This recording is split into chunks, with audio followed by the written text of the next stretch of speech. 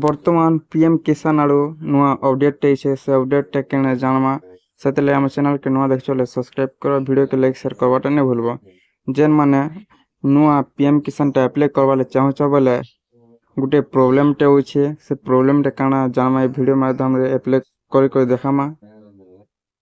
PM किसान apply करवाले हेले पहले तो pmkisan.gov.in साइट के पले आसबो। इस साइट के आसी गला परे इन ऑप्शन रोचे देखि पारथो तल के पले आसबो। इन ऑप्शन होचे न्यू फार्मर रजिस्ट्रेशन बोल ऑप्शन ता रोचे तार ऊपर क्लिक करबो। तार ऊपर जेतले क्लिक करछे प्रकार आसी जीवा। इने तो पहला निजर आधार नंबर दे देबो तापर गोटे मोबाइल नंबर देबो। मोबाइल नंबर दे साला परे निजर स्टेट के सिलेक्ट करबो। जे स्टेट रहितो से स्टेट के सिलेक्ट करबो। स्टेट सिलेक्ट कर साला परे इने जेन कैप्चा कोड ता আছে कैप्चा कोड किने भरि देबो। एते करे साला परे गेट ओटीपी ऊपर क्लिक करबो। जेते गेट ओटीपी ऊपर क्लिक करछो जेन मोबाइल नंबर ता देथिबो आधार जेन मोबाइल नंबर ता रजिस्टर थिबा सने गोटे ओटीपी जीवा। देखि पारथिबो जेते गेट ओटीपी ऊपर क्लिक कला परे ए प्रकार डैशबोर्ड ता पले होसे। इने लिखुचे your farmer ID not generate please generate your farmer ID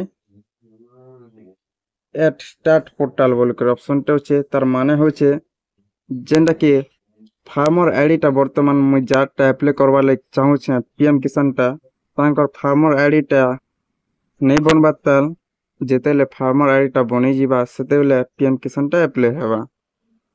ई प्रकार प्रॉब्लम टा होचे सेतेले जेन माने नुआ अप्लाई करूछ बोले पहला कृषक ऑफिस के जे करे सेना गोटे फार्मर आईडी टा बने पको। से फार्मर आईडी हेसाला परे खा पीएम किसान टा अप्लाई बा। आ वर्तमान जेनटा चली छे फार्मर रेस्टिबल करी गोटे चली छे रजिस्ट्रेशन टा सेटा कले भी पीएम किसान टा अप्लाई करि पारबो। फार्मर रेस्टेट टा पहला अप्लाई करि पको।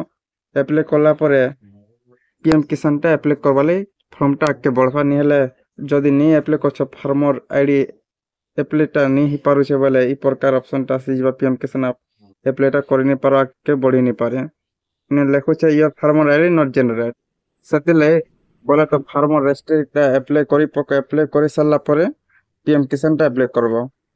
जदी फार्मर रेस्टेट अप्लाई नहीं करू छे बोले नुआ पीएम किसान टा अप्लाई नहीं पारे। ई प्रकार प्रॉब्लम फेस करवा पड़वा। वीडियो जदी भल लागला बोले हमर चैनल के सब्सक्राइब करो आउ वीडियो के लाइक शेयर करवाटा नहीं भूलबो। ई प्रकार अपडेट हमर चैनल सब बेले मिलुथिबो।